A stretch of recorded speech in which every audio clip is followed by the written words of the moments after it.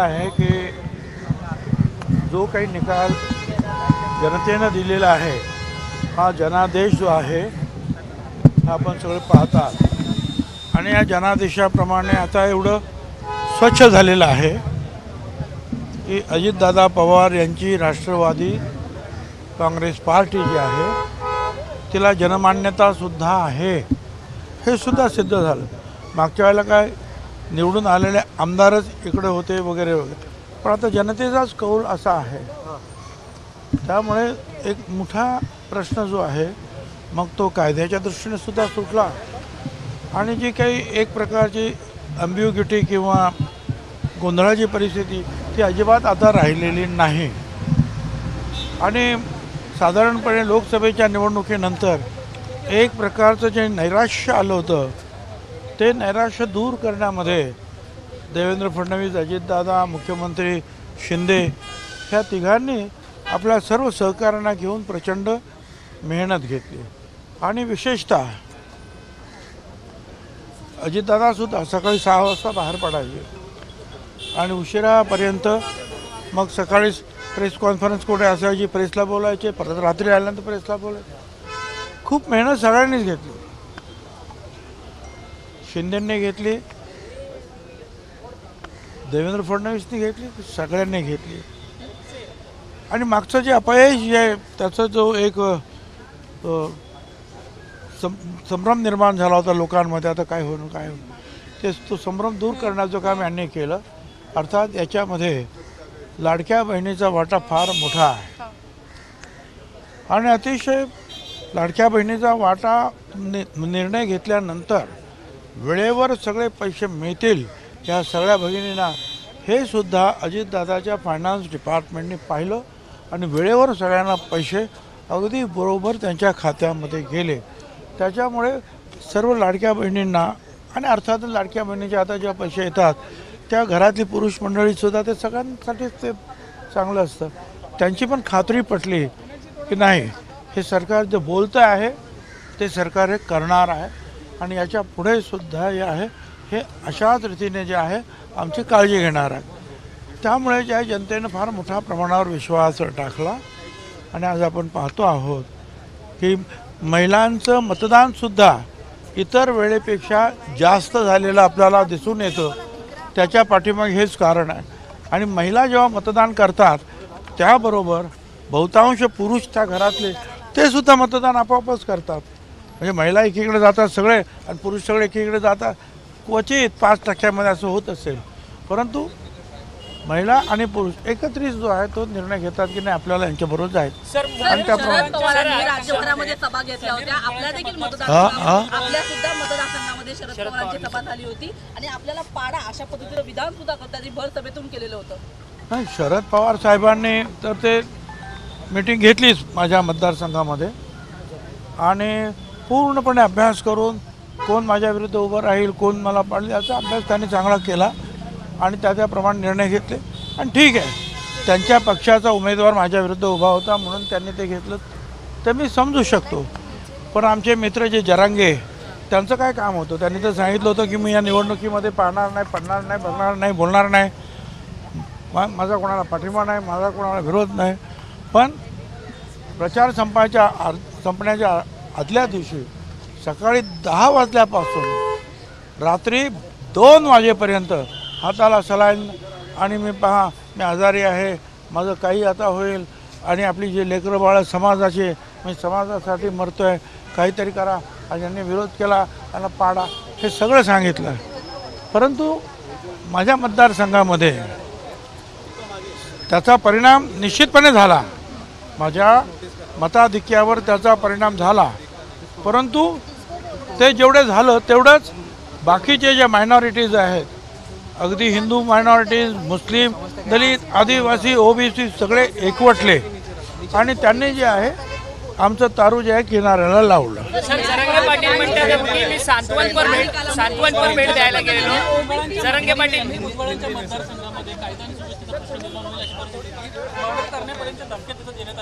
आता ते तुम्ही सगळ्यांनी आता माझ्यापेक्षा तुम्हीच ते जे आहे टी व्हीवर जे आहेत पाहिले, मला मी बघितलेलं आहे, त्या धमक्या वगैरे दिल्या होत्या।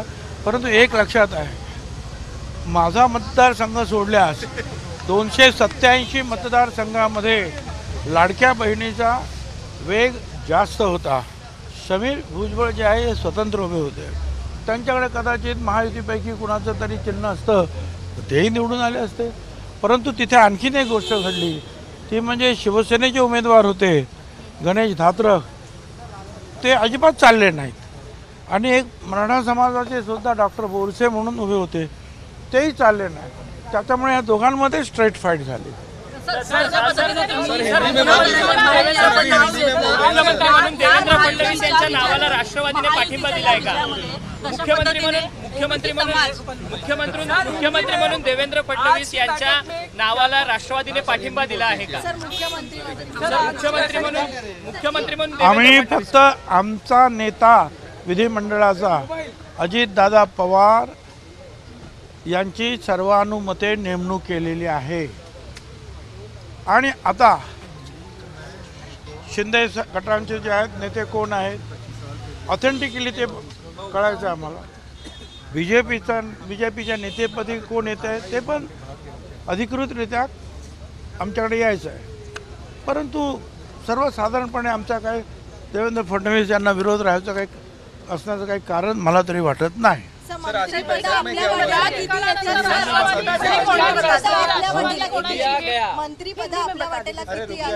अरे भाई, पहला तो जो है गवर्नर हमको बुलावे, आम्हाला तेव्हा बोलवतील ज्या वेळेला इलेक्शन कमिशन लिस्ट पाठवतील की हे आमदार निवडून आलेले आहेत. आणि मग गव्हर्नरला आम्ही सांगू की ह्या निवडून आलेल्या आमदारांपैकी आमच्या महायुतीचे एवढे आमदार आहेत म्हणून आम्हाला सरकार स्थापन करायचं आहे. आणि मग जे गव्हर्नर साहेब जे आहेत ते आमंत्रित करतील. आणि ते सगळं झाल्यानंतर आपसात बसून जे आहे मुख्यमंत्री पदाचा सुद्धा निर्णय होईल. आणि नंतर ते तिघे एकत्र बसून किती मंत्रिपदं कशी वाटायची, काय करायचे, अगोदर किती लोकांनी शपथविधी घ्यायचा, नंतर किती घ्यायचा, कारण हे शेवटचं जे अधिवेशन असं डिसेंबरचं ते आता लवकरात लवकर डोक्यावर आहे. त्यासाठी जे आहेत हे निर्णय त्यांना घ्यावे लागतील. पण आपल्या पक्षाचा स्ट्राईक रेट चांगला आहे, त्यामुळे काही दावा करण्यात येऊ शकतो का? निवडणुकीच्या आधीपासूनच राज्यामध्ये मराठा ओबीसी असा एक वाद पेटवला गेला होता. आता ओबीसी सोबतच मराठा समाजाने सुद्धा महायुतीला चांगलं साथ दिलेली आहे असं दिसतंय. जी काही लाडक्या बहिणींनी जे सहकार्य केलं त्याच्यामुळे. आणि एक म्हणजे जरांगे सतत सांगत होते या फडणवीसच्या विरुद्ध याने हे केलं, एक छगन भुजबळ आणि फडणवीस यांना पाडा हे सगळं चालूच होतं. परंतु आपण पाहिलं जनतेने अजिबात त्यांचं ऐकलं नाही. आणि 132-33 वर जे आहे बीजेपी फडणवीस यांच्या नेतृत्वाखाली निवडून आलेले आपल्याला पाहिजे थम्पिंग मेजॉरिटी. त्यामुळे तो मुद्दाच राहिला नाही. तो मुद्दा फक्त माझ्या इथे फक्त तो चाललेला दिसतो, बाकी कुठे तो मुद्दा चाललेला नाही. हिंदी में एक क्या चाहिए सर, आज की जो बैठक हुई उसमें क्या फैसला लिया गया? देखिए, आज की जो बैठक हुई हमारे सारे जो है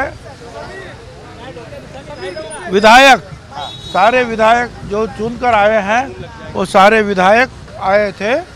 साथ साथ कई सारे हमारे जो काउंसिल के मेंबर्स हैं एमएलसी वो भी आए थे. और जिलाध्यक्ष जो रहते हैं वो भी आए थे. तो सभी ने मिलकर जो है ये तय किया कि विधानसभा में राष्ट्रवादी कांग्रेस पार्टी के ओर से अजितदादा पवार हमारा नेतृत्व करेंगे. यानी कि अजितदादा पवार को नेता चुना गया है. इतना ही आज मीटिंग में हुआ है. सर, सरकार बनाने की जो प्रक्रिया है वो कैसे आगे फॉलो, क्योंकि वक्त बहुत कम है. सरकार देखिए अभी तक जो है कौन चुनकर आए ये ऑथेंटिक लिस्ट जो है राज्यपाल महोदय के पास जानी चाहिए, वो नहीं गई होगी शायद. इलेक्शन कमीशन वो लिस्ट भेजेगी कि ये जो है विधायक चुनकर आए हैं. और फिर जो है ये लोग हमारे जो महायुति के लोग वो जाएंगे और कहेंगे कि भाई ये लिस्ट में से इतना हमारा लोग है, उसकी जो है सिग्नेचर बताएंगे. और राज्यपाल महोदय इनकी जो है ये तय करेंगे हाँ ठीक है बिल्कुल बराबर है, इनका जो है बहुमत है, और फिर वो बोलेंगे भाई ठीक है आप 2 दिन में 4 दिन में कब प्रोग्राम शपथ विधि लेना चाहते हैं वो भी पूछेंगे।